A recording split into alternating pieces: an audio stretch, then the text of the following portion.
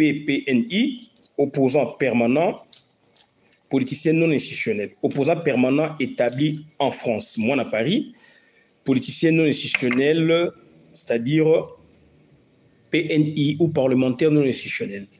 Nous venons aujourd'hui, n'est-ce pas, pour vous parler du sujet qui est sur votre écran. Nous vous l'avons promis. Donc, s'intitule comme suit: Félix Antoine Tshilombo Tshisekedi à l'ONU, contribution critique de Christian Bola Biama Tina Wenge. Qu'est-ce que nous voulions dire par là?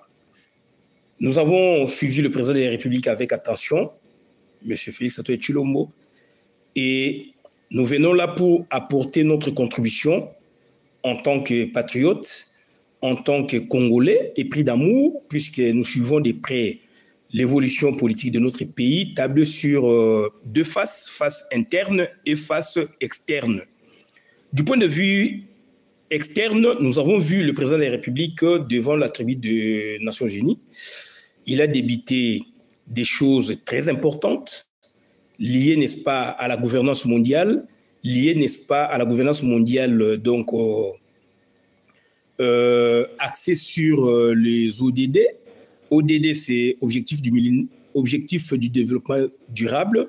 Ça a été précédé par les EMD, les objectifs du millénaire pour le développement. Ce sont des sujets que nous maîtrisons puisqu'il fait partie intégrante de notre formation en Master 2 de droit, économie, gestion. Filière GPDA, gouvernance de projet de développement en Afrique, Paris 11, faculté Jean Monnet. C'est une partie du cours. Nous l'avons exposé en son temps. Depuis 2013, donc, nous avons une vidéo éloquente à la matière intitulée « La RDC, le premier laboratoire de la gouvernance mondiale en Afrique ». Nous sommes, n'est-ce pas, axés sur les EMD à l'époque, les objectifs du millénaire pour le développement. Ce sont des objectifs arrêtés par l'ONU de 2000 jusqu'en 2015 et qu'après 2015, ça a muté, n'est-ce pas, en objectif de développement durable. Les EMD comportaient plus ou moins 9 ou 8 titres, sujets, et que donc les ODD, ce sont des objectifs augmentés, des OMD qui tablent sur certains secteurs clés, dont en l'occurrence, il y en a 18. Donc, on va essayer un peu de voir avec vous, surtout donc les essentiels de deux. Donc, voilà où nous en venons, raison pour laquelle on a tenté, n'est-ce pas, de voir en profondeur ce que le président Félix Tshilombo a fait, a parlé devant les nations du monde, à la tribune des Nations Unies, et notre contribution, n'est-ce pas, s'entendrait en termes de donner les impacts positifs, exprimés sous forme, n'est-ce pas, de la position du leadership du Congo par rapport à l'agression rwandaise ou aux agressions rwandaises, ougandaises, etc. et les politiques publiques. Telle est notre intervention d'aujourd'hui. Au titre des politiques publiques, on va se poser des questions. Est-ce que faudrait-il au président de la République de se référer uniquement aux EDD pour en faire les politiques publiques? Est-ce que ces dernières rentrent-elles, n'est-ce pas, dans l'imaginaire politique des Congolais ou dans les desiderata des Congolais? Est-ce que parmi les ODD employés par Félix Antoine Tshilombo, qui sont des recommandations de l'ONU cette fois-là, est-ce que c'est vraiment important de s'en référer? Par exemple, nous citerons le cas de forage de l'eau. On parle de la qualité d'eau. Nous vous citerons par exemple le cas de la parité homme-femme. Aujourd'hui, nous avons un Premier ministre, donc une dame. Est-ce que cela suffit? Puisque donc, il a évoqué ça au niveau des Nations Unies. On va voir avec vous la gratuité scolaire. Est-ce que c'est suffisant? Puisqu'on en a déjà débattu il y a longtemps. On a fait des vidéos en son temps. Est-ce que. Donc, telle est notre contribution en termes, n'est-ce pas, de critiques. Nos critiques seraient pas acerbes, ce seraient des critiques donc appréciables. Voilà un peu notre façon, n'est-ce pas, de nous introduire. Et nous allons voir rapidement le deux axes qui comportent notre intervention de maintenant. Le premier axe, nous l'avons bien cité, il s'agirait de la guerre d'agression. Cette fois-là, nous avons vu comment le président de la République, Félix-Antoine Tshilombo, en amont, il s'était décarcassé pour incriminer au niveau mondial le vrai agresseur du Congo, si on peut l'indiquer ainsi, mais nous savons que cet agresseur, il est poussé par d'autres, les vrais. Mais visiblement, nous voyons, c'est Paul Kagame et ses consorts Joseph Kabila. Et le président Félix-Antoine Tshilombo les a tous incriminés au niveau international. Et quelles en sont les suites? Les suites sont là.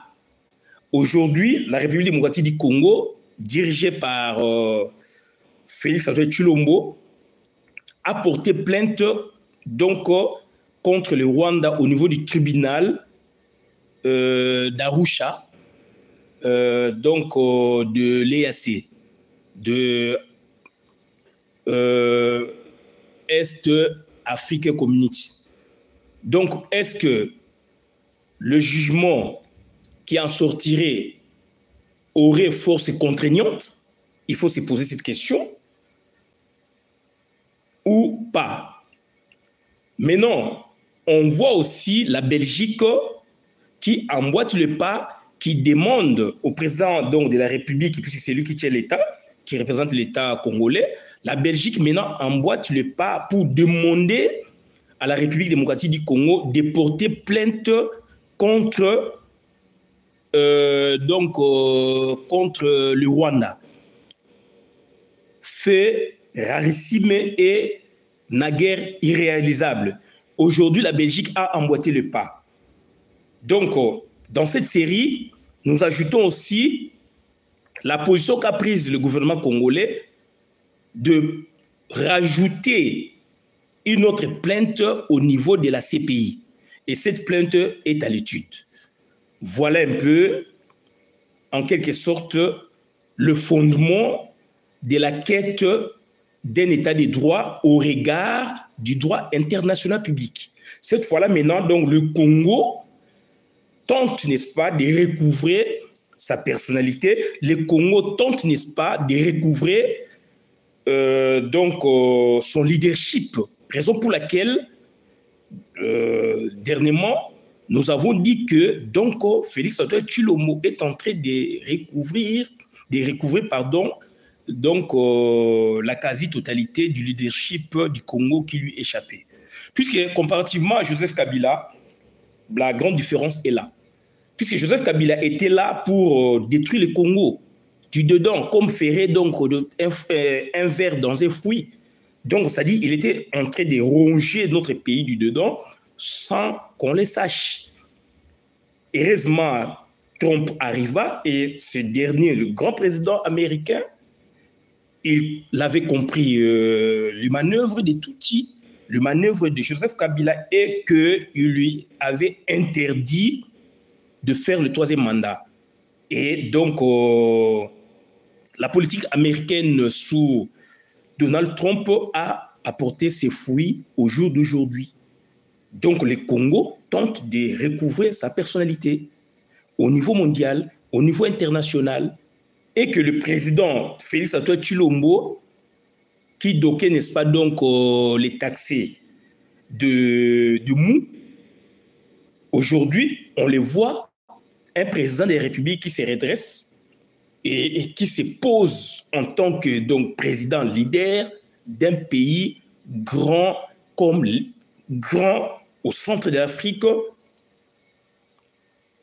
donc équivalent en quelque sorte donc la superficie d'autres pays dans le monde, approximativement. Donc, c'est-à-dire, on est sur ces registres donc de la quête de retrouver notre personnalité, de la quête de citer et non de créer un mutisme comme avait fait Joseph Kabila. Et aujourd'hui, on voit le Congo, par le truchement de son président ou de ses représentants seulement, grandir politiquement, grandir philosophiquement, grandir sociologiquement, grandir juridiquement. Donc, c'est-à-dire, il y a des plaintes par-ci, par-là, et que ça nous réconforte quelque part en tant que Congolais. Et puis, pourquoi pas donc parler, donc pourquoi pas faire la réouverture du dossier ou porter à nouveau plainte contre le Rwanda au niveau de la Cour internationale de justice, comme avait fait Laurent Désiré Kabila, et que Joseph Kabila, cette fois-là, entre guillemets, son fils, quand il prit le pouvoir, la première des choses, c'était quoi? Aller donc retirer cette plainte. Telle est notre compréhension par rapport à l'intervention du président de la République, Félix Antoine Tshilombo. Côté rétablissement de notre leadership, ça monte crescendo, on doit la féliciter. Donc, malheureusement, il est lié aussi quelque part donc, par des accords FCC cash décriés par nous, par vous, et abrogés en quelque sorte, comme il avait dit, en créant l'INO sacré. Et nous lui avons dit que donc, cet accord persiste et existe. Donc, devant lesquels le président de la République, Félix Antoine Tshilombo, s'est rebiffe. Il suit les canevas et il se rebiffe. Il suit les canevas et il se rebiffe. Nous allons parler aussi de Génécoste. Génécoste, donc, c'est-à-dire, ça rentre dans le cadre, n'est-ce pas, du rétablissement de la personnalité politique, juridique de notre pays. Génécoste, donc, il a évoqué au niveau de la tribu des Nations Unies, il a évoqué l'agression par les M23 soutenue par le Rwanda. Ça rentre dans la ligne de compte, n'est-ce pas, des plaintes susmentionnées, et que nous lui demandons aussi de créer une sorte de Génécoste concernant la période État indépendant du Congo 1885-1908. Durant 23 ans, les Congolais, nos aïeux, avaient connu aussi donc des atrocités, de la violence structurée, puisqu'avant cela, il n'y avait pas vocabulaire des génocides, puisque le génocide est une invention de 1945, suite donc aux violences structurées nazies infligées, n'est-ce pas, aux Juifs, et que donc nous devons aussi y penser pour porter de façon consciente ou inconsciente le lourd fardeau qu'avaient enduré nos aïeux perpétuellement pour que nous soyons aujourd'hui, entre guillemets, le pays indépendant. Et au titre d'indépendance, nous devons réconforter cette union donc dans la nation. On en a besoin pour que nous ayons une sorte de convergence d'idées dans la vision politique du monde. Et sur le deuxième axe, nous allons nous fonder beaucoup plus sur les ODD, puisqu'il s'était beaucoup apaisanti sur ça. Et là, sur ce point, nous avons senti la participation ou les participations de deux ministres. Nous citons le ministre de l'Environnement, puisque là, il s'agit aussi de l'environnement, de l'apport de l'environnement dans ses discours. On l'a bien senti. Et puis, l'apport aussi du ministre des Affaires étrangères, puisque ce sont des thématiques qui reviennent lors de grands sommets au niveau mondial, et surtout qu'il s'agit, n'est-ce pas, de l'ONU. Et en termes diplomatiques, vous savez, il y a des chefs de gouvernement, des représentations, et chefs de gouvernement, chefs de l'État et des chefs de gouvernement qui envoient, n'est-ce pas, avant les sommets, avant les solennités, donc ils envoient leur gouvernement, donc respectifs envoient de la représentation, dont notamment les ministres des Affaires étrangères.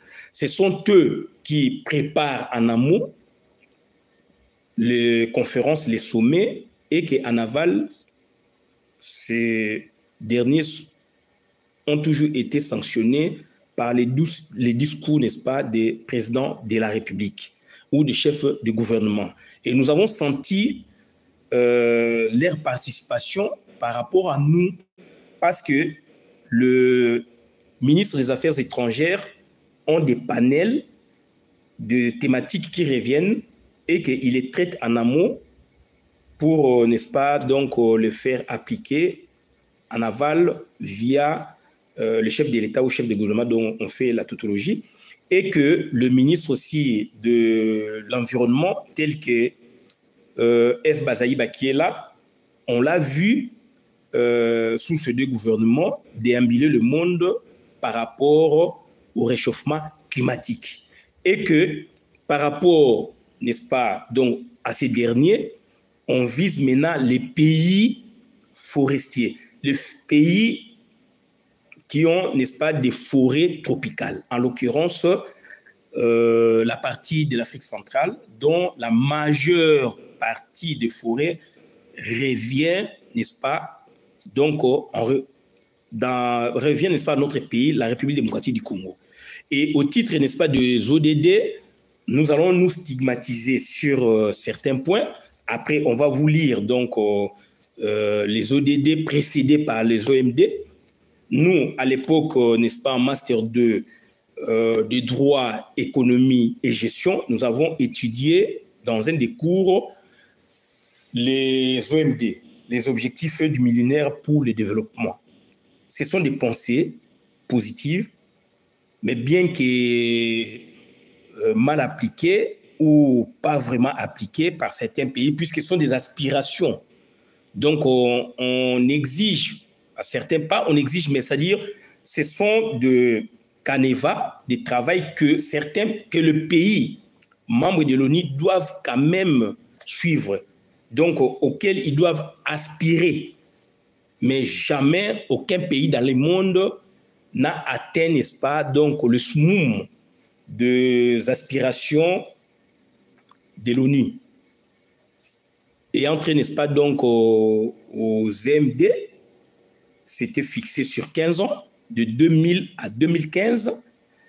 Le bilan sont négatifs, généralement.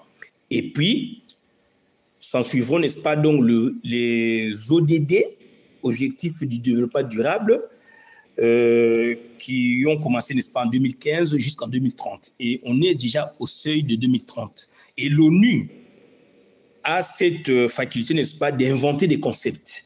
Il y aura d'autres concepts qui vont remplacer les ODD. Donc aujourd'hui, nous en sommes là. Nous allons nous attarder beaucoup plus sur les aides, les zones économiques sécuritaires. Le président de la République Félix Antoine Tshilombo l'avait évoqué, mais nous allons, n'est-ce pas, décortiquer par rapport à notre savoir. Nous allons aussi nous attarder sur la qualité de l'eau. Nous allons nous attarder aussi sur la protection des océans, les forêts, etc., etc., la parité homme-femme, surtout côté femme, et quels sont donc les objectifs du développement durable. Au titre desquels nous commençons par la parité homme-femme. Et nous prenons le cas de la femme, à l'occurrence, la première ministre qui est là, donc Judith Suminwa. Nous l'avons donc, c'est-à-dire suggéré, puisque par rapport à la géopolitique, n'est-ce pas, de nos provinces ou de nos tribus, nulle part on avait nommé un premier ministre ou une première ministre donc de la tribu Congo, et que nous l'avions évoqué en tant que l'homme de terrain. Et nous avons été satisfaits par rapport donc aux vœux jetés sur, n'est-ce pas, par le président de la République, jetés sur une dame de la tribu Congo. C'est elle aujourd'hui qui est Premier ministre de notre pays, dont j'en suis fier. Est-ce que cela est suffisant?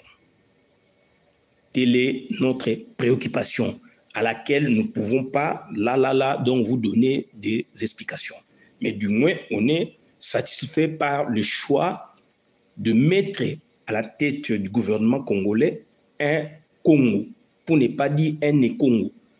Et en l'occurrence, une dame. Donc, le président de la République en a fait d'une pierre deux coups, en nommant déjà une dame. C'est une sorte de faire la promotion homme-femme, d'un côté. D'autre côté, de satisfaire aussi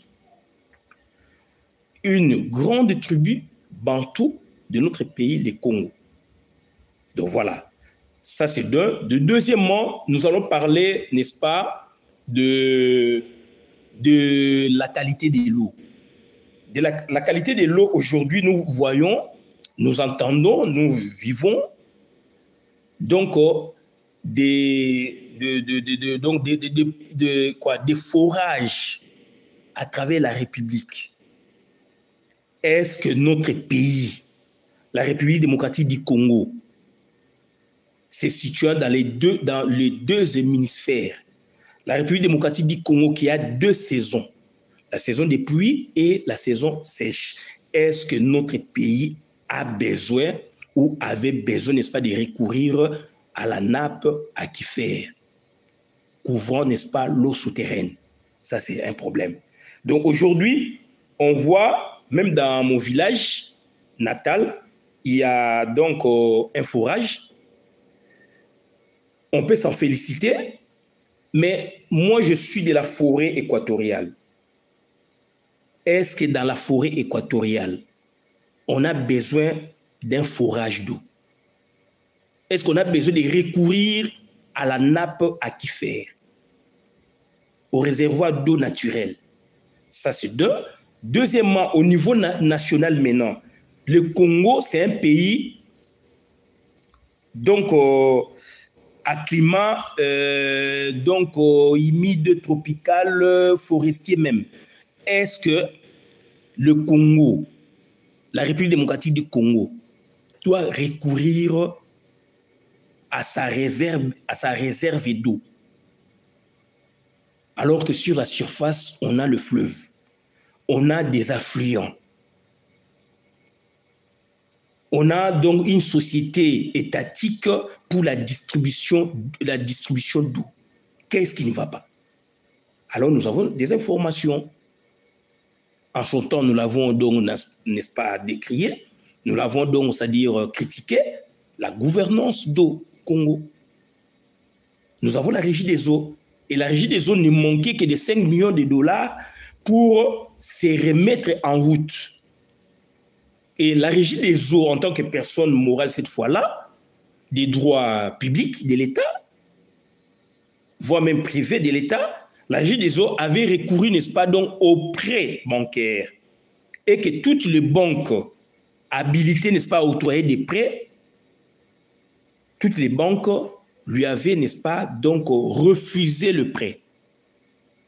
Et pourquoi en est-il ainsi? On doit se poser cette question. Pourquoi en est-il ainsi? parce que les gouvernants congolais se sont mis ensemble avec des expatriés pour créer des commerces d'eau en bouteille. D'où ils ont, n'est-ce pas, négligé la grande société de distribution d'eau. Alors que cette grande société de distribution d'eau, la Régie des eaux, avait comme objectif d'étendre son réseau dans nos villages. Et cette philosophie, ces objectifs se sont estompés quelque part après la chute de Mobutu et avec l'arrivée de l'AFDEL. Et aujourd'hui, on nous impose d'autres mécanismes. On nous impose d'autres mécanismes, n'est-ce pas, donc de distribution d'eau, donc il s'agit de procuration d'eau par le moyen, n'est-ce pas, des commerces des étrangers. Et les particuliers congolais en profitent aussi, etc., etc. Donc, c'est un problème qui concerne, n'est-ce pas, donc, notre pays, alors qu'on devait réhabiliter la Régie des eaux. La Régie des eaux ne recourait pas, n'est-ce pas, à la nappe aquifère, comme ferait ou comme font d'autres sociétés de distribution d'eau de France, d'Europe, de Belgique. Puisque eux, en automne et en hiver, ils ont la pénurie d'eau, ils ont le manque d'eau. Les rivières, les affluents sèchent, d'où ils sont obligés maintenant de recourir à la nappe aquifère, à la nappe réservoir d'eau souterrain. Nappe, donc, c'est-à-dire souterrain des réservoirs d'eau. Donc, c'est-à-dire le problème est à ce niveau. Donc, c'est-à-dire, quelque part, on néglige un secteur pour en créer d'autres. Et maintenant, c'est du snobisme. Tout le monde suit. Tout le monde veut construire, n'est-ce pas, donc, un forage. Alors qu'à la base, on n'en a pas besoin au Congo. Puisque nous, l'eau, c'est la surface. Comparativement à la France. Comparativement à la France. Comparativement, n'est-ce pas, donc, à certains pays d'Europe. Nous, on n'a pas besoin de la nappe, on n'a pas besoin, n'est-ce pas,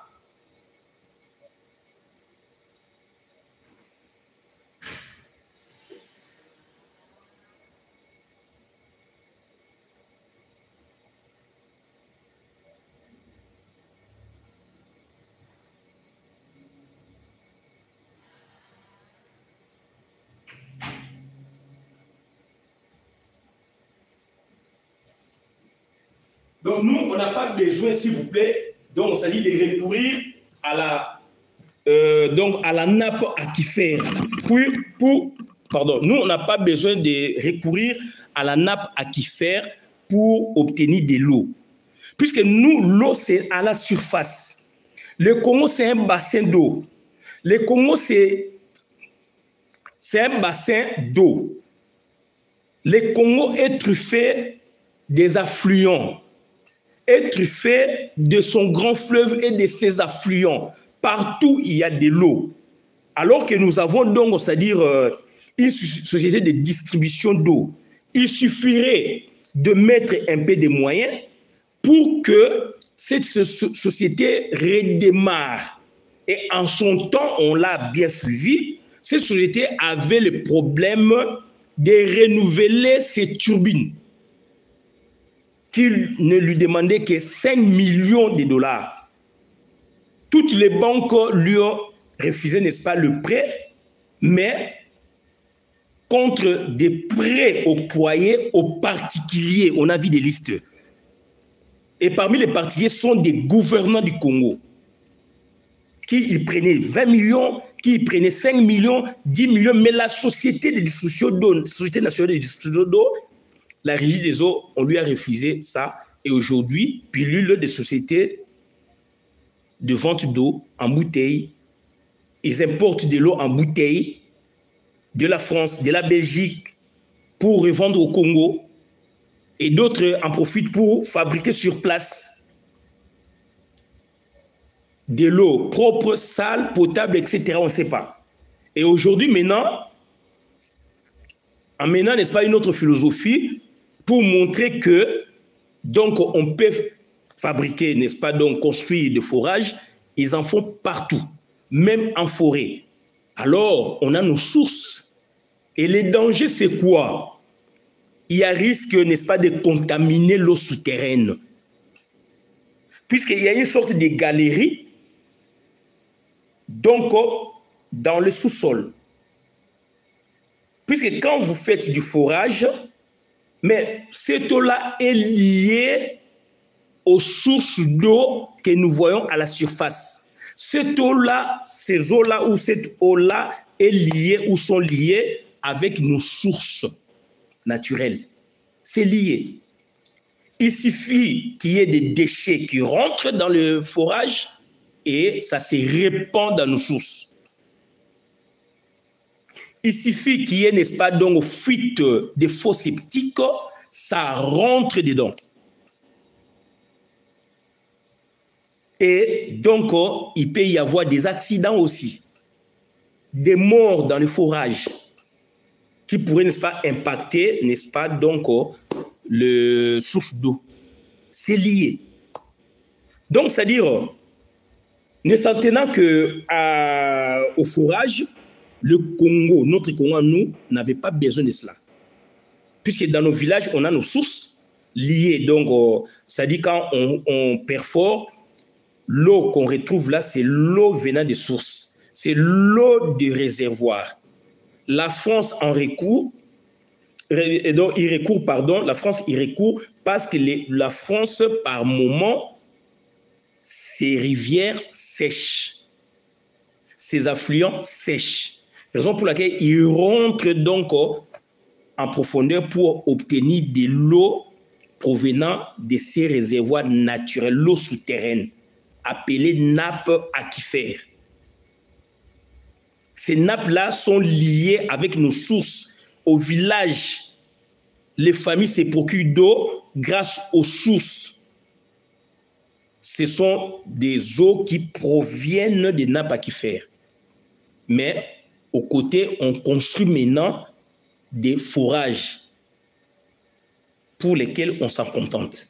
Quelle politique mener? Ce sont des politiques publiques. Raison pour laquelle nous, notre contribution critique s'attelle à de tels aspects des politiques publiques. Pourquoi créer des forages alors qu'on a des sources? Pourquoi créer des forages alors qu'on devait réhabiliter la régie des eaux?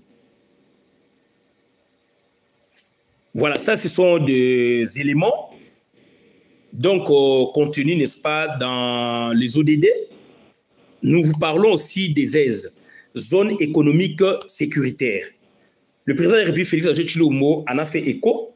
Et par zone économique sécuritaire, c'est quoi? Exemple, à Maluku, ils en construisent. Ce sont des zones qui regrouperaient, n'est-ce pas, donc des grandes entreprises de développement. Alors, nous, c'est quoi? Notre logique, c'est quoi? C'est de revoir, de voir maintenant qui est derrière ces aspects. Qui est derrière de tels projets? Est-ce que ce sont des Congolais qui seraient donc, des bons projets pour l'avenir de notre pays? Alors, quant à nous, ce sont des projets, n'est-ce pas, donc pilotés en sous-marin par les agresseurs du Congo, dans le cadre des deals. Puisque les aises, on va nous construire des aises, des zones économiques sécuritaires. À Maluku, il y a des panneaux qui affichent construction de ceci, ils vont faire cela, mais derrière, n'est-ce pas, donc, c'est une façon, n'est-ce pas, de nous avoir déjà davantage sur 20 ans, 30 ans, alors que ce sont des Rwandais. Demain, si donc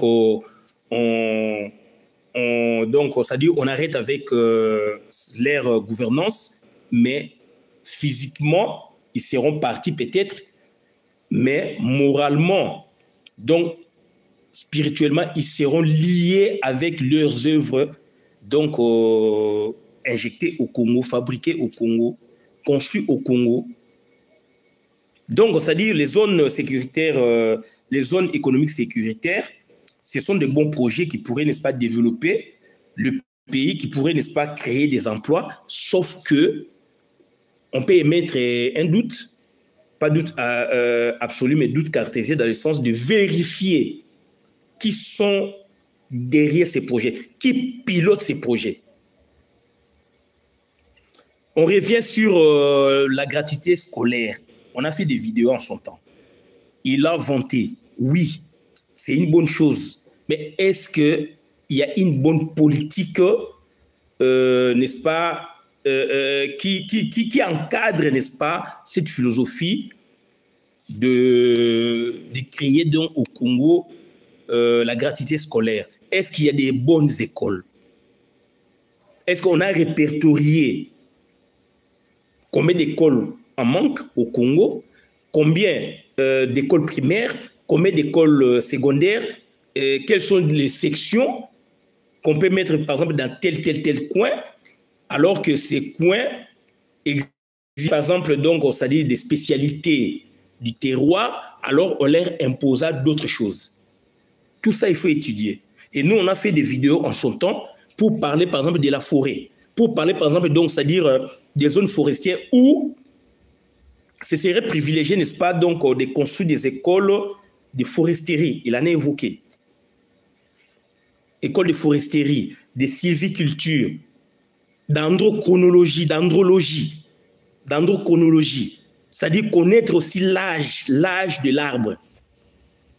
Dernièrement, j'ai vu sur Internet, je pense en Grèce, il y a un olivier qui a totalisé plus de 4 siècles. Non, 4000 ans, pas 4 siècles, mais 4000 ans.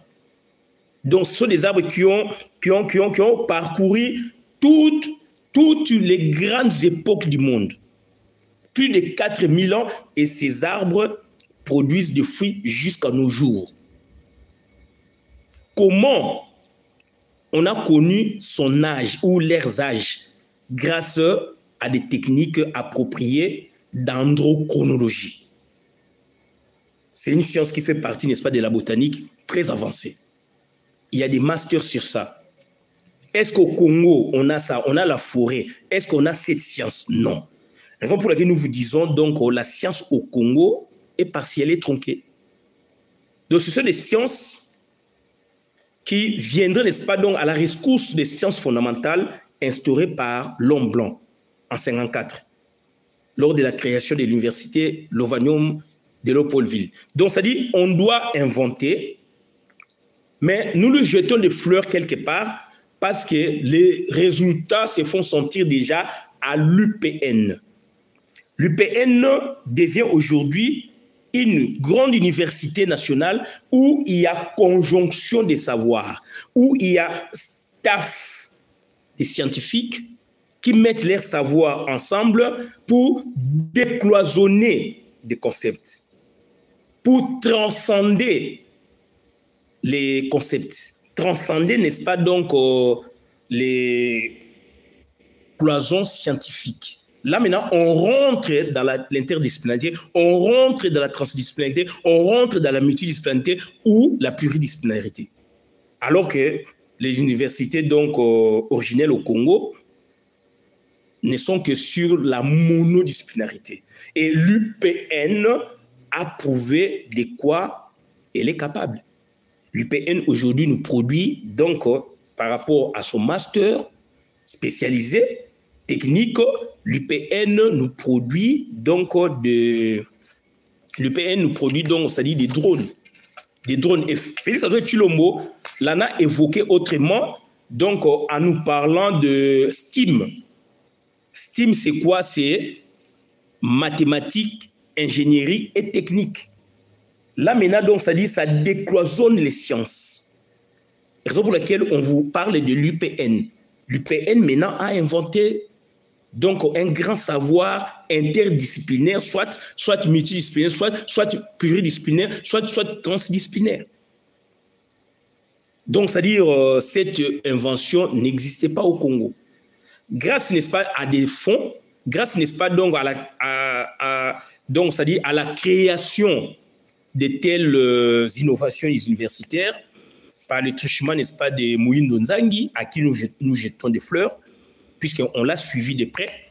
Donc, aujourd'hui, on a des prouesses et que le président Félix Antoine Tshilombo, au niveau de la tribu des Nations Unies, en a fait écho à travers les concepts appelés STEAM. Donc, créer des environnements propices à l'innovation, dont notamment la mathématique, l'ingénierie et la technologie. Donc, c'est-à-dire, on parle de beaucoup de concepts, on parle de la parité, on parle de l'éducation, on parle de la santé. Couverture universelle, maladie universelle. Est-ce que doit-on imiter sur la France? Puisque la France est primée par rapport à cette politique. Alors que nous, on avait nos cartes des endroits. Pourquoi pas partir de cartes des endroits, des concepts qui a existé chez nous et l'améliorer? Mais là, tout ça, il faut mettre des moyens. Il y a la volonté, mais il y a les moyens qui ne s'en suivent pas. Parce qu'il y a trop de détournements des données publiques. Alors, d'un côté, vous vantez les ODD. D'autre côté, donc, ça dit, il y a des détournements. Alors qu'on ne voit pas les évolutions. On ne voit pas les évolutions. Donc, c'est-à-dire, quant à nous, on dit que le président Félix Antoine Tshilombo, il a tenté, n'est-ce pas, de faire voir au monde, d'un côté, il est sur la quête d'un leadership, d'autre côté, il est sur, n'est-ce pas, les ODD. Alors, les ODD, cette fois-là, rentreraient dans la politique des publics au pays, dans notre pays, par exemple. Est-ce que ça rencontrerait aussi les désidératas du peuple? Raison pour laquelle nous avons évoqué le fourrage. Le fourrage, quant à nous, c'est passable, mais les fourrages n'ont pas raison d'être chez nous, puisque nous, on a des eaux qui traînent, alors qu'on devait les retraiter même, ou les traiter. Mais on recourt aux réserves d'eau, alors qu'on a l'eau en surface. Et que ferait maintenant les pays désertiques? Que feraient maintenant les pays donc aux Européens qui en manquent d'eau? On voit ici, où il y a donc un assèchement, n'est-ce pas, donc des cours d'eau, de ceci, cela. Alors que nous, on ne connaît pas cette histoire. À 90%, on ne connaît pas les assèchements, n'est-ce pas, donc de nos affluents, etc. Donc, le pays du Congo, c'est un bassin d'eau. Bassin du Congo, c'est depuis la conférence de Berlin. Pourquoi on doit se gourer pour imiter les autres, alors que les autres seraient sur, n'est-ce pas, la quête de recourir à leur nappe aquifère? Et nous, pourquoi on doit déranger la nappe aquifère, alors que la nappe aquifère étant bien remplie, nous sort de l'eau par ses sources? Paradoxe. Il y a le paradoxe est là. Donc, c'est-à-dire, on doit protéger nos océans. On en a parlé il y a une année. On a une partie de l'océan et qu'on n'a pas des informations. On a une partie de l'océan et qu'on n'a pas des informations. Est-ce que dans les bas Congo, la partie n'est-ce pas donnant sur les océans, est-ce que dans les bas Congo, le bas Congo a besoin de quel type d'école, de quel type d'université? Tout ça, on doit étudier. L'Équateur ou la partie forestière du Congo doit avoir quel type d'université? Outre les universités donc d'ordre commun, mais quel type, quelle spécialité? On vous évoque aussi, donc nous avons évoqué aussi donc les Kivu entiers. Les Kivu spécifiquement a besoin de quel type d'université? Les Kivu doit se centrer sur des écoles de volcanologie.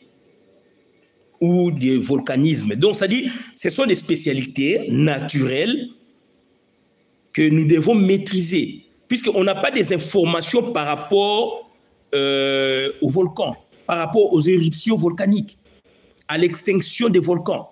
Donc, on doit étudier ça en profondeur depuis les humanités. On doit créer des universités, des écoles humanitaires de volcanologie.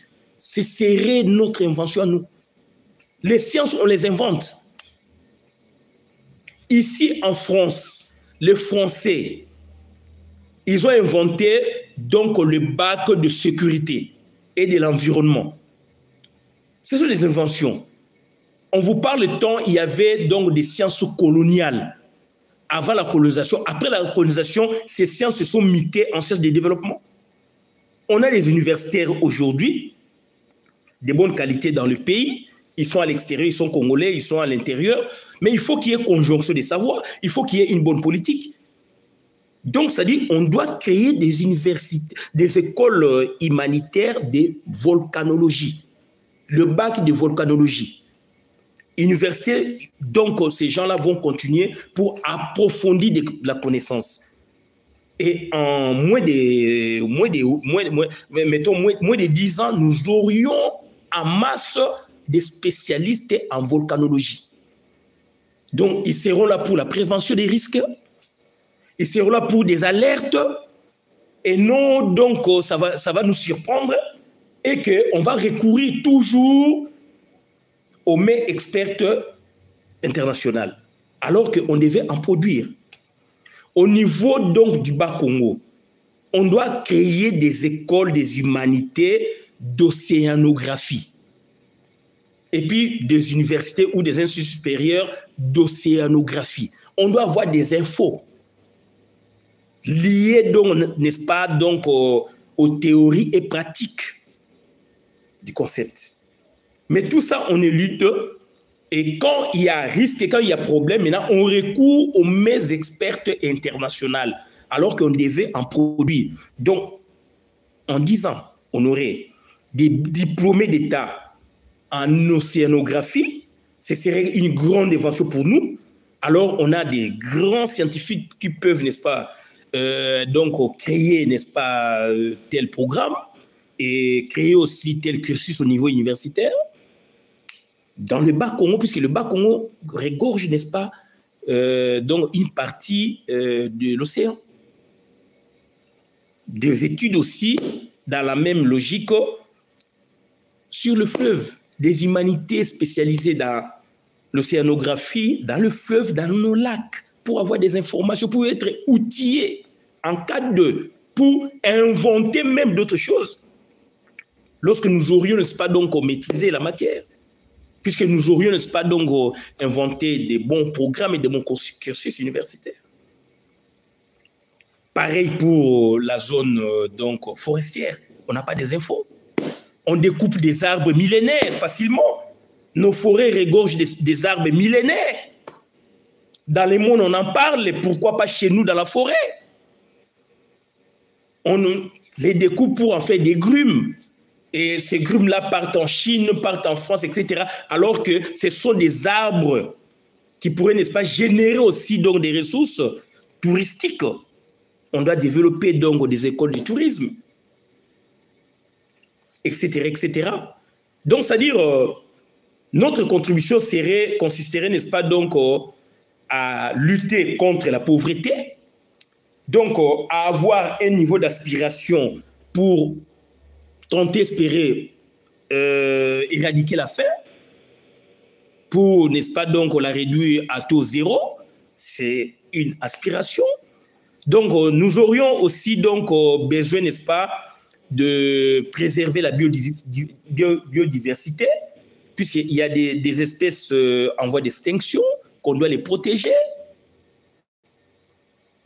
Est-ce que nous menons une bonne politique? Telle a été notre contribution d'aujourd'hui par rapport à l'impact du discours du président de la République devant la tribune des Nations Unies. Nous l'avons, n'est-ce pas, donc, scindé en deux. La première partie consiste, n'est-ce pas, à la quête du leadership du Congo, cette quête, n'est-ce pas, va dans le sens, n'est-ce pas, de porter plainte contre le Rwanda, après avoir dénoncé les deux grands leaders criminels qui ont mis à genoux notre pays, Paul Kagame, Joseph Kabila, il y a un troisième, Yoweri Museveni, et que maintenant, on est sur des politiques publiques de l'État, mais ces politiques publiques doivent aussi s'inspirer, n'est-ce pas, donc des recommandations des ODD, mais et que au niveau interne, nous devons aussi donc les enrichir. Nous devons aussi, n'est-ce pas, les repenser autrement pour créer nos publics à nous, par rapport à nos aspirations à nous. Pour certains concepts ne rentrent pas dans la philosophie, donc en fait, dans la structure naturelle de notre pays. Par exemple, l'eau. On ne doit pas recourir constamment, n'est-ce pas, aux constructions, n'est-ce pas, de forages, alors que notre pays regorge de l'eau au niveau de leur surface terrestre. Puisqu'on recourt donc au réservoir d'eau, c'est comme si on en manquerait au niveau de la surface. Et que dirait, n'est-ce pas, donc les pays désertiques. Donc voilà, maintenant, donc, on va vous lire rapidement, c'est par là où on va terminer, les objectifs du millénaire pour le développement que nous avons étudiés en Master 2 et les objectifs des ODD sur lesquels le président Félix s'est beaucoup appesanti et que nous avons senti vraiment la touche, n'est-ce pas, de deux ministères, ministère de l'Environnement qui est vaste aussi, et le ministère de l'Environnement centré sur les réchauffements climatiques, puisqu'on voit comment ça se passe à travers des sommets, à travers des saisies, et que notre pays y participe. Et donc, au niveau du ministère des Affaires étrangères qui centralise tout, qui fait un travail de titan en amont pour que le président de la République les sanctionne en aval. Donc, c'est-à-dire, on va aussi parler de la ville, puisque aujourd'hui, on doit faire la promotion des villes. On vous a toujours dit, la ville, donc, c'est une science. La ville, c'est un acteur de développement. Mais par contre, chez nous, c'est le contraire. La ville n'est plus une science. La ville n'est plus un acteur de développement. Pourtant, la ville maintenant recourt à des prêts au niveau du gouvernement central, alors que la ville devait en produire. Et la ville produit.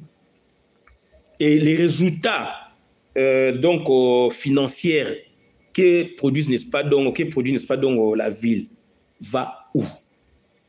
Donc, voilà maintenant, pour terminer, on va vous lire les objectifs, les deux objectifs du millénaire qui a caractérisé, n'est-ce pas, une temporalité de 15 ans, de 2000 jusqu'à 2015, et puis les objectifs des ODD qui nous caractérisent maintenant, c'est depuis 2015 jusqu'à 2030.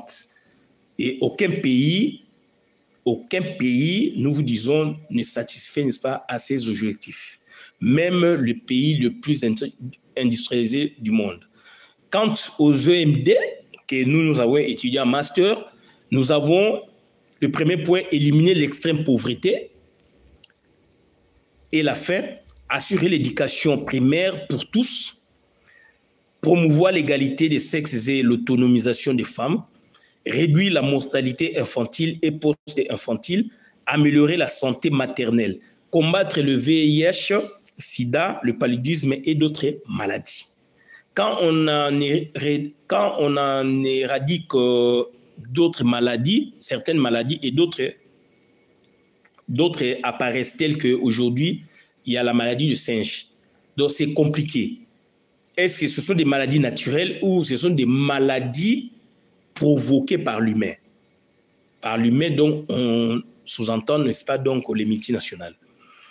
Donc, parmi les OMD, est-ce que le Congo, votre pays, le nôtre, avait lutté contre l'élimination extrême de pauvreté et la faim? Donc, le bilan est négatif. Le bilan est négatif de 2000 jusqu'en 2015 parce que aujourd'hui, les gens mangent même des viandes non comestibles par rapport à d'autres peuples. Donc aujourd'hui, les gens meurent de faim au Congo, puisqu'il n'y a pas, on ne produit pas. On fait que, n'est-ce pas, donc importer. On n'en produit plus. Assurer l'éducation primaire pour tous. Aujourd'hui, quand on voit la qualité au Congo, c'est malheureux, même dans la ville de Kinshasa. Et quand vous rentrez dans nos provinces, donc, c'est très, très, très, très décevant. Alors qu'il y a des millions de dollars qui avaient été, n'est-ce pas, loués pour améliorer ces institutions scolaires et en vain. Nous avons la promotion de l'égalité des sexes et l'autonomisation des femmes. Aujourd'hui, on n'a pas lutté contre cela parce que dans certaines familles et tribus, les femmes, on n'a pas le droit, n'est-ce pas, promouvoir les femmes, puisque les femmes iraient dans le mariage, iraient, n'est-ce pas, dans le ménage. Les femmes sont réduites donc à des champs. Les femmes sont réduites, n'est-ce pas, donc aux besoins domestiques du ménage, etc., etc. Alors que les femmes doivent étudier comme les hommes. De la mortalité infantile et post-infantile en RDC. Nous disons non puisqu'il y a beaucoup d'enfants qui souffrent de la malnutrition. Beaucoup d'enfants qui souffrent de la malnutrition et par ailleurs, on doit évoquer même les femmes qui mettent au monde. Est-ce que les femmes mettent au monde dans de bonnes conditions? Est-ce que les hôpitaux qui les reçoivent, les institutions hospitalières qui les reçoivent sont de bonne qualité? Rentrent dans les critères, n'est-ce pas, donc des institutions hospitalières recommandées? Nous disons non. Amélioration de la santé maternelle, nous disons non. Combattre le VIH, SIDA, le paludisme et d'autres maladies. Pour le VIH-Sida, nous avons suivi ici. Donc, le VIH-Sida va vers sa fin, son extinction en quelque sorte, puisqu'il y a des médicaments qui ont vraiment combattu le sida. Et que le sida, donc, dans les prochaines années, deviendrait comme une maladie normale. Mais est-ce que dans nos pays, les gens ont accès aux médicaments pour lutter contre le sida? Ça, c'est une question. Le paludisme, donc, on a vu qu'ils avaient, via, n'est-ce pas, la coopération internationale, ils avaient instauré le système donc, des moustiquaires imprégnés pour lutter contre le paludisme, mais du moins pour le vaccin luttant, n'est-ce pas, contre le paludisme jusqu'à maintenant, donc on n'a pas de coût. Tels avaient été, n'est-ce pas, les objectifs du millénium pour le développement de 2000 à 2015. À partir de 2015, ces objectifs s'étaient mutés en ODD, objectifs de développement durable. Les objectifs de développement durable sont au nombre de 18. Les objectifs du millénaire pour le développement sont au nombre de 8 ou 9. Pour les ODD, lutter contre la pauvreté, au Congo, il n'y a pas cette politique.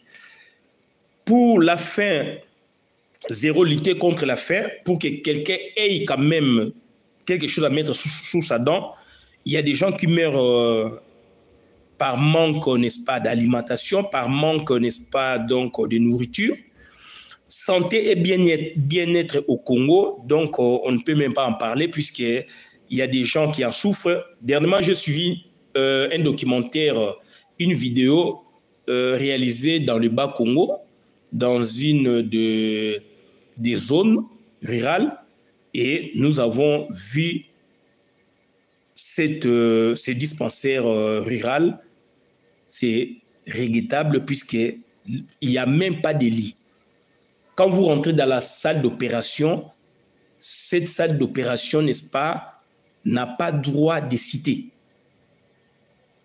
Donc, mais on est en République démocratique du Congo. Mais là, maintenant, le président de la République parle tente de nous faire rentrer dans de tels objectifs alors qu'il y a des détournements. Si on mettait à profit, n'est-ce pas, donc tout l'argent volé, détourné pour construire de telles infrastructures, on serait en avance. L'éducation de qualité pour un avenir durable. Il a créé la gratuité scolaire dont, n'est-ce pas, dont les moyens conséquents ne s'en suivent pas. Égalité des sexes et développement durable. Égalité des sexes, il y a la promotion d'une dame, en l'occurrence la Première ministre, mais ce n'est pas suffisant. Eau propre et assainissement, on vous a parlé des forages d'eau ou de la nappe aquifère, on n'en a pas besoin. Travail décent et croissance économique, il n'y a pas de travail décent puisqu'on ne crée même pas d'emploi, d'où ça ne peut pas générer de la croissance économique. Si la croissance économique, c'est par rapport donc au patron, par rapport, n'est-ce pas, donc aux grands patrons, aux patrons, par rapport, n'est-ce pas, donc aux sous-traitances du gouvernement, etc., etc. Mais les dividendes, n'est-ce pas, donc ne sont pas exprimés en termes de nourriture sur le panier donc de la ménagère. Quant, n'est-ce pas, à l'industrie, l'innovation et l'infrastructure, on a inventé les concepts de STEAM, créer des environnements, ils ont créé des environnements propices à l'innovation, dont la mathématique, l'ingénierie, la technologie. Ça suscitait, n'est-ce pas, donc la transdisciplinarité ou la multidisciplinarité ou l'interdisciplinarité, multidisciplinarité. Ça, ce sont des sciences connexes, annexes, auxiliaires, mais c'est fondé sur les sciences exactes. Nous souhaitons qu'ils viennent aussi vers les sciences sociales. Mais nous avons donc jeté beaucoup de fleurs quant à ces innovations exprimées ces derniers temps, n'est-ce pas, à une seule université pédagogique nationale de Kinshasa, puisque là maintenant on fabrique des drones grâce aux mathématiques, à l'ingénierie et à la science technologique. Il y a un master, n'est-ce pas, donc afférent. Réduire les inégalités avec les objectifs durables. Ville, acteurs et sciences, comme sciences et études urbaines, sciences de la ville et des territoires. Ce sont des savoirs urbains par rapport à une ville, par rapport à une autre ville, alors qu'aujourd'hui, il y a des immondices partout.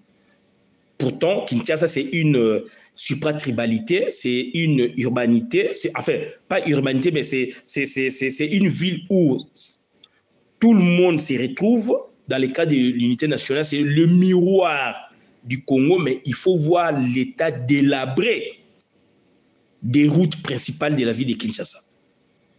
Donc, c'est-à-dire, ville comme acteur, nous disons non. Ville comme science, nous disons non. Donc, ville et communauté durable à construire. On n'en construit même pas à travers la République. Ils ont découpé nos territoires. Par exemple, ils ont découpé donc, le Congo en 26 provinces. Je prends le cas de ma province, la Chouapa. La Chouapa, Bwende est dépourvue de beaucoup d'infrastructures. Donc, ils ont découpé, mais il faut urbaniser. Par construire des villes, c'est-à-dire urbaniser, métropoliser. Il faut créer la métropolisation. Il faut créer des routes, des échangeurs, des voies ferrées. Il faut y mettre, n'est-ce pas, des trains. C'est ça la métropolisation. Et chez nous, il n'y en a pas. Et la ville de Kinshasa même en souffre. Et comment ils doivent penser à d'autres villes, à d'autres provinces, alors qu'au niveau du gouvernement central, donc, on dilapide, n'est-ce pas, donc, des moyens publics de l'État avec lesquels on pouvait faire des choses. Il y a des détournements à hauteur de millions de dollars, alors que le pays va demander au Fonds monétaire international, à la Banque mondiale, le million en deçà de ce qu'eux volent. Il y a paradoxe. Donc, consommation et production responsable.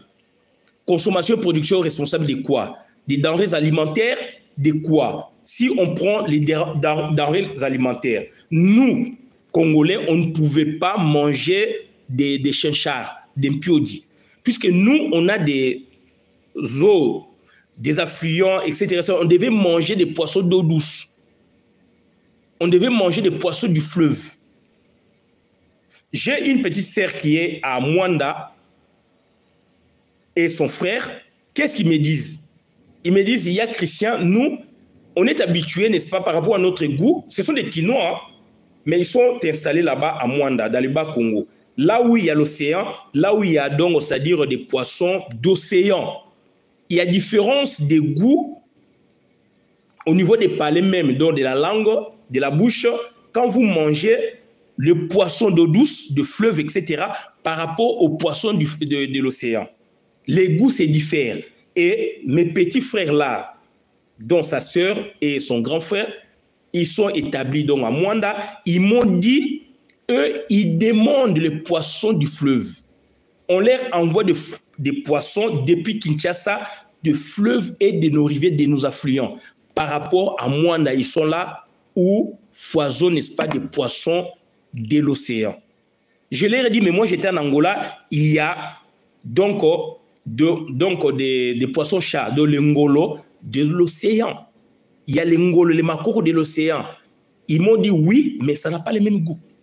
Donc ça dit, quand on doit consommer, est-ce qu'il faudrait-il privilégier les Thomson, comme on dit, les chinchards qui viendraient de Namibie, de ceci, c'est alors qu'on devait promouvoir, n'est-ce pas, la pêche d'eau douce, la pêche de nos fleuves, en fait de notre fleuve, de nos rivières, par rapport à la pêche, n'est-ce pas, de l'océan. Ou la pêche donc au niveau de l'océan, où on nous rapporte beaucoup de chinchards. C'est comme si le Congo donc avait une portion énorme de l'océan.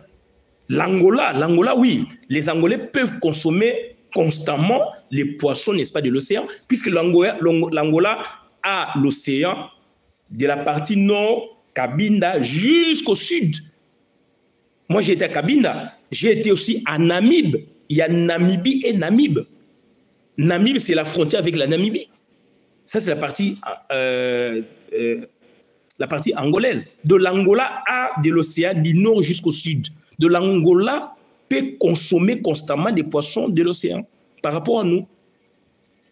C'est une politique publique, raison pour laquelle nous critiquons. Combattre les changements climatiques, donc le Congo le fait par la préservation des forêts et que Félix en a fait écho pour demander des moyens, comme beaucoup d'autres pays dans le monde qui ont des forêts à préserver. Vie aquatique, protéger nos océans, on en a parlé, puisqu'il y a pollution, il y a ceci, cela, on n'a pas des informations par rapport aux précipitations au niveau de la forêt, au niveau de l'océan, par exemple, on n'a pas des informations par rapport à la faune océanique, à la flore océanique, puisque dans l'océan, dans le fond, il y a de la flore. Donc, on n'a pas des informations. S'il y a problème, il peut y avoir éruption, n'est-ce pas, volcanique depuis l'océan. Tout ça, si on avait des écoles humanitaires de l'océanographie et des universités ou des écoles, des instituts supérieurs, on aurait pu avoir des outils pour maîtriser, pour anticiper, pour alerter. Donc, la vie terrestre, préserver la biodiversité. Donc, on a des espèces rares à préserver. On en a parlé. Promouvoir la paix et la justice durable, raison pour laquelle Félix Antoine Tshilombo a accusé le Rwanda. Et la préservation de la paix passera aussi, n'est-ce pas, par la justice. Et non par les armes. Par la justice, puisqu'on a connu une période de paix durable sous le règne de Mobutu. Mobutu avait instauré la CPGL avec Abiyarimana. Sous Abiyarimana, on n'a pas connu ce que donc les Tutsis nous infligent comme châtiment, non. Avec l'air complice interne en son temps, Joseph Kabila, qu'il a instauré avec Félix un système politique tel que donc, on doit être donc sous le joug rwandais et que Félix Antoine Tshilombo, en suivant ses canevas, par moment, il se rébuffe. J'aurais été à sa place, je ferais pareil. Donc, c'est-à-dire la promotion de la paix et la justice au niveau interne, au niveau international. Il y a des faiblesses au niveau des organisations internationales de la zone. Par exemple, CIRGEL, CPGL, CIRGEL et SADC. Moi, j'avais dit, j'avais suggéré il y a plus de 5 ans qu'on doit sortir de CIRGEL, on doit sortir de la SADC. C'est une sorte d'enveloppe. Quand il y a problème, on vous envoie dans cette organisation, la SADC, pour y traiter, puisqu'il y a conflit avec le Rwanda, le Burundi, l'Ouganda, etc., alors qu'ils sont agresseurs. Et qu'est-ce que la SADC va nous apporter comme solution? Rien, il y a toujours du statu quo. On nous envoie, si ça ne va pas, il y a CIRGEL, Communauté internationale des Grands Lacs. Donc CIRGEL maintenant nous enveloppe. Et dans l'entretemps, donc on est donc dans une bulle enfermée. Et le Rwanda maintenant continue toujours à piller nos richesses. Donc, c'est-à-dire, on a dit, on doit sortir de ça, on doit sortir des EAC, on doit être libre. On doit être un pays libre, autonome, avec une vision, donc, c'est-à-dire introvertie, ayant des ouvertures, n'est-ce pas, à l'international. Donc, aujourd'hui, le Congo a porté plainte contre le Rwanda, puisque le Rwanda vient en soutien, n'est-ce pas, au M23, à une rébellion, donc c'est-à-dire une agression que Paul Kagame a créée avec le soutien avec le soutien donc de Joseph Kabila. Et Joseph Kabila, durant ses 18 ans, c'est lui qui a planifié tout pour mettre à genoux notre pays. Et qu'on voit quand même la politique de Félix qui consistait, n'est-ce pas, donc, à le relever petit à petit. C'est un processus. Et qu'est-ce que nous demandons, n'est-ce pas, donc, le dernier point, c'est questions fréquentes, récurrentes. Entre autres, la parité, l'éducation, la couverture médicale universelle, eau potable, paix, etc.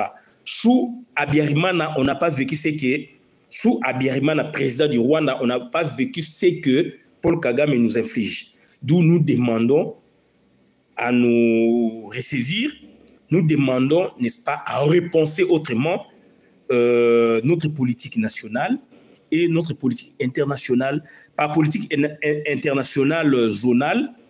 Donc, on doit finir avec la guerre nous imposée par le Rwanda. Alors, le Rwanda, on respecte ces pays, mais le Rwanda ne peut pas nous infliger de tels châtiments. Donc, telle a été notre contribution pour aujourd'hui.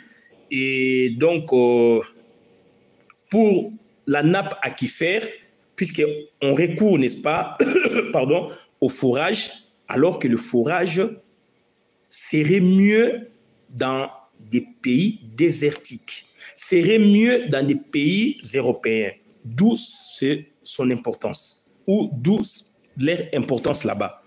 En automne, par exemple, en France, l'importance de la nappe aquifère en Europe, automne-hiver, lorsque les précipitations sont les plus importantes, l'évaporation est faible et la végétation peu active prélève très peu d'eau dans le sol. Alors que nous, on est dans la zone où il y a précipitation, il y a pluie, il y a ceci, cela. Pourquoi on doit recourir à la nappe aquifère ou aux nappes aquifères? Donc, telle a été notre intervention de ce soir, vous promis, et que nous devons, n'est-ce pas, passer à la note à l'endroit de l'intervention du président Félix Antoine Tshilombo à la tribune des Nations Unies. Sur le plan des formes, Félix Antoine Tshilombo, nous lui collons, n'est-ce pas, 8,5 sur 10. Sur le plan de fond, nous lui donnons 5,5%. Au total, donc, c'est-à-dire son intervention été honorable à notre égard, puisqu'il avait touché le point saillant, consistant, n'est-ce pas, donc, à la paix de la zone et à la paix dans notre pays. Et que, donc, il a cheminé vers les voies exigées. Aujourd'hui, le Congo a porté plainte au niveau du tribunal de la zone EAC. On va voir. Mais du moins, ce sont des démarches. Ce sont des démarches pour amener le pays à recouvrer son statut de leader.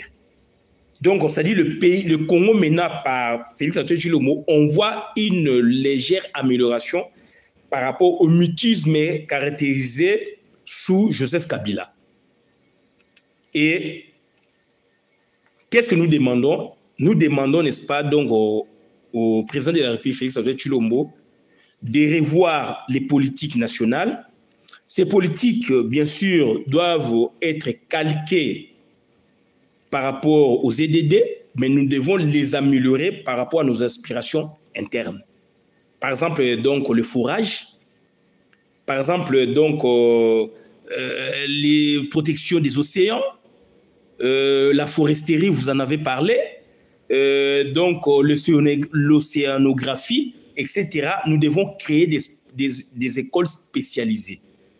Quant, n'est-ce pas, à l'agriculture, il y a des écoles agricoles. À Mumbele, mon quartier d'où je viens, il y a une école vers une université, donc au ESO, école agricole. Est-ce qu'il y en a un peu partout dans le pays? Alors qu'on devait encore inventer d'autres écoles humanitaires de la foresterie, sylviculture, dendrochronologie et volcanologie, donc océanographie, dans des terroirs spécifiques.